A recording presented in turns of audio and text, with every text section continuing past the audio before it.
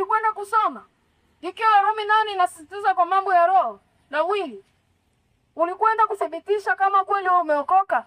Yeyote aliyeokoka ni lazima awe jasiri. Ni lazima awe ni mtu anayeweza kupambana kwa ajili ya nafsi yake. Jamani, ipo kuzimu. Acha uvivu wewe mtu unayenisikia. Usiwe ni mtu kuokota maneno tu na kuyachukua. Hata yeye ninayosema nenda kafunue. Ndio maana ninasema imeandikwa. Wewe utakapofika utakuta imeandikwa, ili ujue ni la kweli. Maana ukipungua pale Yohana Mtakatifu 17:3 anaongea akisema neno moja ya kwamba na uzima wa milele ndio huu, wakujue wewe Mungu wa pekee wa kweli na Yesu Kristo uliyemtuma. Sasa mapokeo hayakuruhusu kumjua Mungu wa pekee wa kweli. Hayakuruhusu kumjua Yesu anataka wewe uishi vipi. Hayakuruhusu wewe kutaka kuwa karibu na Roho Mtakatifu. Yanakuruhusu wewe kuwa na maelekezo ya mujibu wa kalenda, maelekezo ya taratibu za kifungu au jopo la watu fulani, kwamba leo tutasoma Yohana, Matendo na Marko. Sasa ikiwa utakufa wakati mapokeo yanaendelea na taratibu za mistari iliyochaguliwa inasomwa, saa ngapi utajua ya kwamba mwanamke asisuke nywele? Wakati huo unajihesabu unakwenda kanisani, unatoa sadaka sana, wewe ni mkarimu, bado hujamshawishi Mungu. Mungu ni mwaminifu na wa haki. Neno lake ni kweli, na katika hilo ndilo litakalokwenda kumhukumu kila mwanadamu. Kila kilichoandikwa kwenye andiko kitasemwa, kitazungumzwa. Usije ukaona hii Biblia ni ina upande fulani. Watu wengine wanakuwa wakisema mimi si Mkorinto. Kama si Mkorinto, kwa nini unasoma mambo ya Mathayo? Acha kufanya kumboreshea Mungu, kutafuta namna ya kujichagulia matakwa yako, yale ambayo moyo wako unapenda ufanye. Fanya kila alichokisema Mungu. Ninakukumbusha leo, Mungu alituumba kwa mfano na kwa sura yake, akiwa na maana yule aliyekiwete karidhika naye aje hivyo hivyo duniani. Mwenye miguu ambayo sasa hivi wanasema ni miguu ya chupa ya soda, Mungu aliridhika na hiyo miguu ambayo wewe unaiita chupa ya soda. Na leo kwa kutokuridhika kwako kwa tamaa mbaya, maana nasema moja ya shina la mabaya ni mtu kupenda fedha, lakini pamoja na mambo ya dunia pia. Kwa nini nasema haya? Kuna watu wamekuwa ni watu ambao hawaridhiki hasa kwa Muumba. Na ndiyo maana leo utakuta kila mwanamke ana makalio makubwa. Yanatoka, kuna wembamba, kuna wanene, kuna wafupi, kuna warefu, kuna weusi, kuna weupe, kuna Afrika, kuna wazungu. Alikuwa na makusudi yake. Wewe unamwambia mimi nataka nifanane na bara la Ulaya.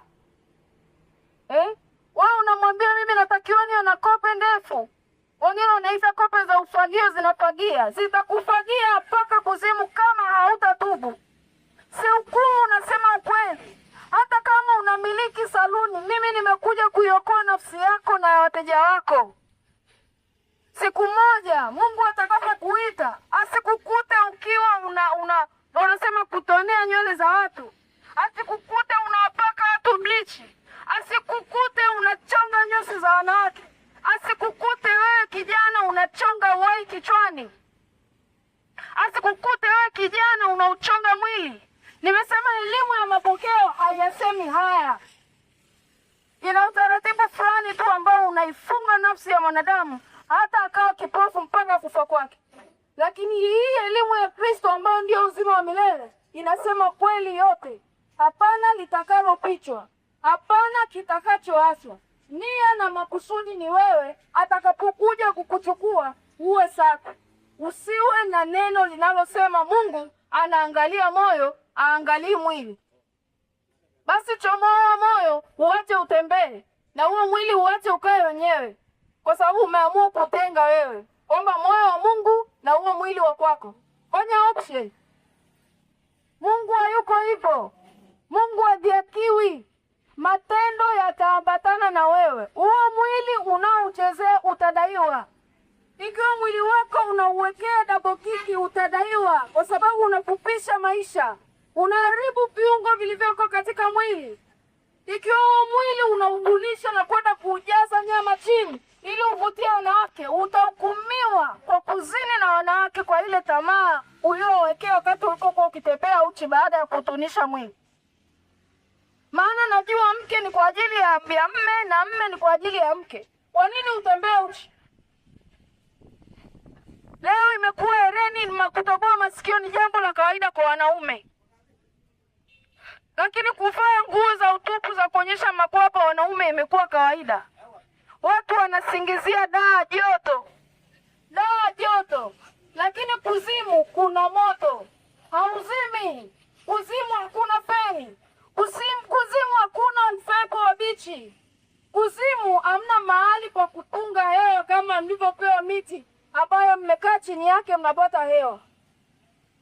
Lengo la Mungu kuja duniani ni ili kuokoa wanadamu baada ya kuona wanapotea na kuingia katika mateso.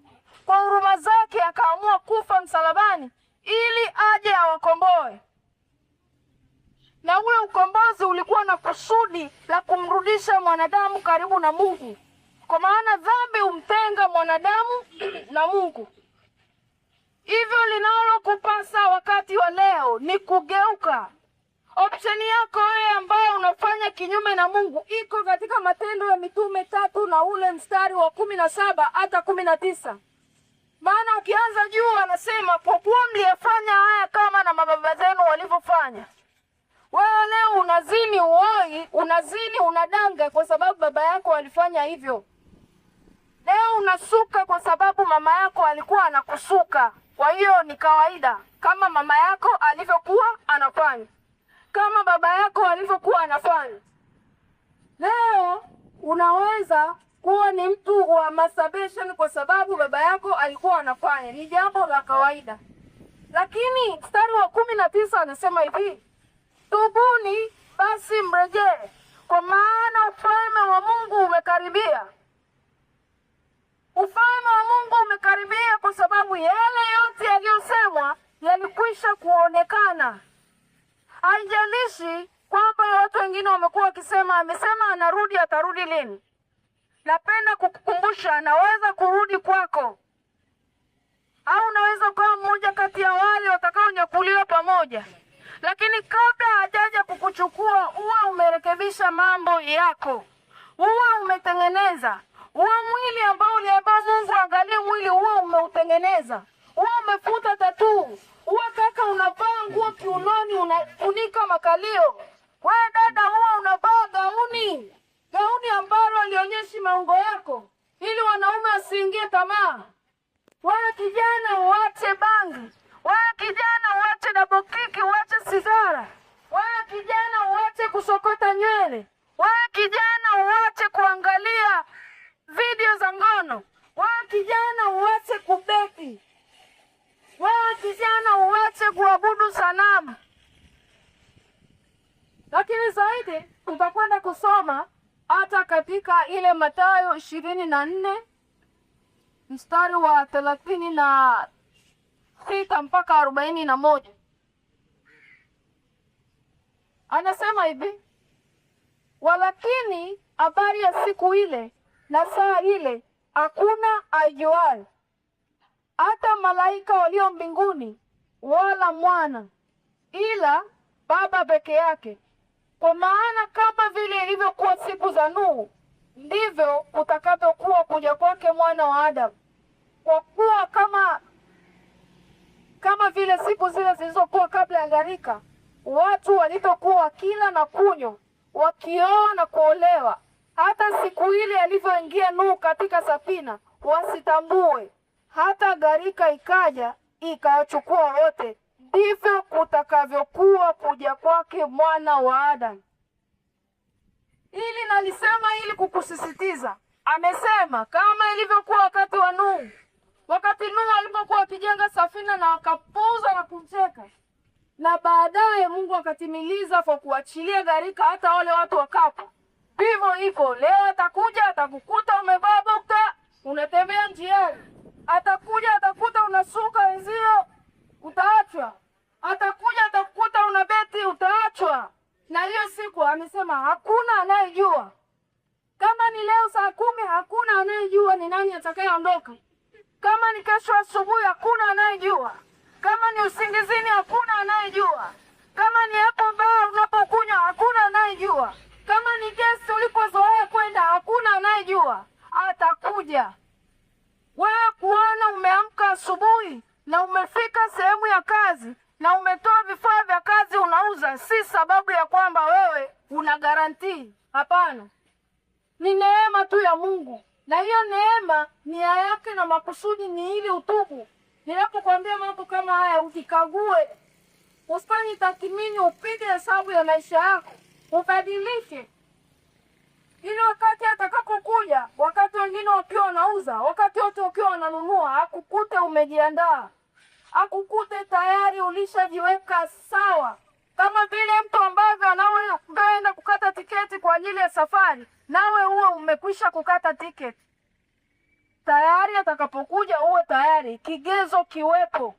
Roho Mtakatifu awepo, maana ndicho kigezo cha wewe kukusaidia kuondoka na Mungu. Ndugu zangu, msichukulie utani. Wapo watu wengi niliwaambia maneno haya, lakini waliondoka wakiwa hawajatengeneza. Waliondoka wakiwa hawajapanga sawa sawa. Sijui ni kwa nini nilifikishwa kwao ili niwaambie. Wanda ikawa hizo siku ambazo wao walijua bado hazijafika, zilikuwa zimekaribia. Wangalijua wangeweza kurekebisha, lakini hawakufanya hivyo. Na hata hivyo mpaka tunakwenda kuhudhuria katika mazishi yao, wameondoka katika mambo yale yale tuliyokuwa tukiwaambia. Sasa ndiyo muone ya kwamba Mungu ana huruma. Kufa kwake msalabani si bure. Wamekaa katika kijiwe hiki au katika laini ya mtaa huu, kuna mtu ameandaliwa. Kuna mtu ana siku 7. Kuna mtu ana mwezi tu. Kuna mtu ana sekunde 2, 3, 4. Kuna mtu ana huu mchana tu, siku ukiingia hayupo. Sauti hii inapopita, usifanye moyo wako kuwa mgumu. Geuka. Hapana option ya mara ya pili kwamba ufike katika mateso, katika jehanamu na urudi uje kutubu. Wakati wa kutubu ni sasa. Wakati wa kugeuka ni sasa. Acha kulilia dini. Acha kulilia mapokeo. Acha kulilia kalenda za kanisa. Acha kulilia utaratibu wa mashehe, utaratibu wa padri, utaratibu wa mchungaji. Ng'ang'ania utaratibu wa Yesu.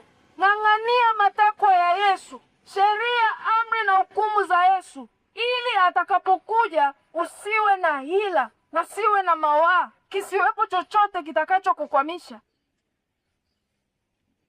Jambo nalopenda kulikumbusha na kuendelea kulimalizia ni kwamba macho ya Bwana yako kila mahali, yakimchunguza mwema na mbaya.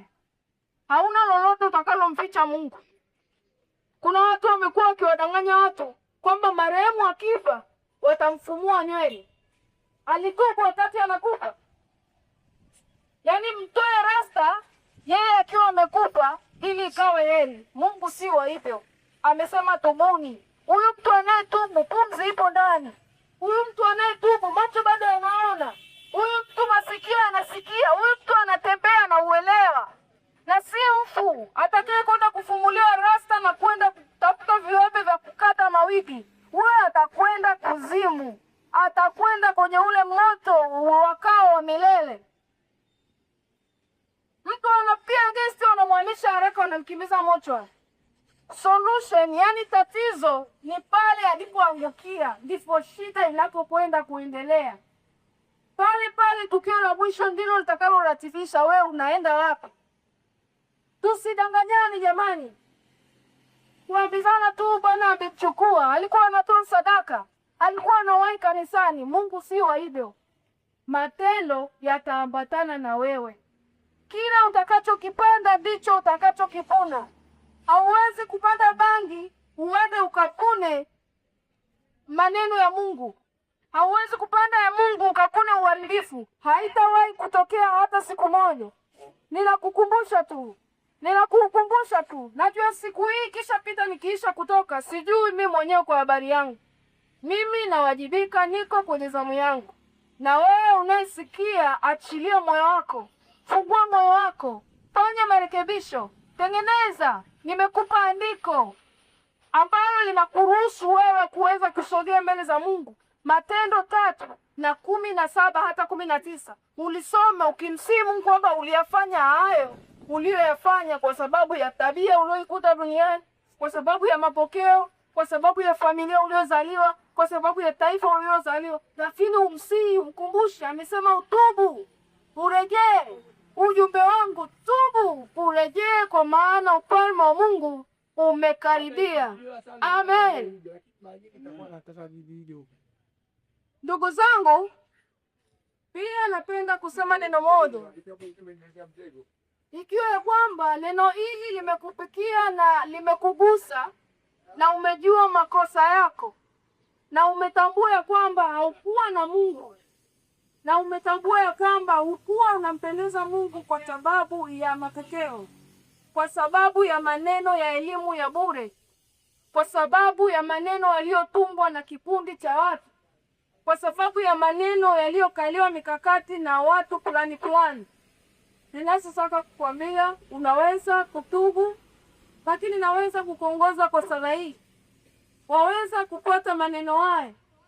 Sema, Bwana Yesu, kuanzia leo nimejua ya kwamba wewe ni Bwana na Mwokozi wa maisha yangu. Tazama yale yote niliyokuwa nikiyafanya, Bwana, ninatubu na kuyaacha sasa. Ninaomba jina langu lipuswe katika kitabu cha hukumu, uliandike tena katika kitabu cha uzima wa milele. Maana ulisema ya kale yamepita na sasa yamekuwa mapya. Ninaomba hayo yote Bwana, ukapate kuniwezesha na kunisaidia hata nikapate kuwa mtu mwaminifu hata kufa kwangu. Amen. Twende tukaombe. Bwana Yesu, ninakushukuru kwa ajili ya watu hao. Najua kweli nilikuwepo kusudi tupate kuwafikia watu, ili wakapate kujua kwa habari ya ukweli wote unaopata kuwafanya wasifungwe na maneno yaliyotungwa kwa hila kwa ajili ya kujidhulumu na kikao. Bwana Yesu, ninaomba ukapate kuwasaidia, maana ulisema hakuna atakayepokea hata mmoja. Najua hata hao waliokubali hakuna atakayekosea. Ukawaimarisha na kuwasaidia hata wakaendelea kukua katika maarifa ya Mungu na zaidi kuweza kufikia ule uzima wa milele. Ninaharibu kila kazi zote za adui na kila ila yote ya yule mwovu iliyopangwa kwa ajili ya risasi na malipizi juu yao. Bwana, uwalinde, uwasaidie hata wakaweza kukuia wokovu, katika jina la Yesu Kristo wa Nazareti. Amen.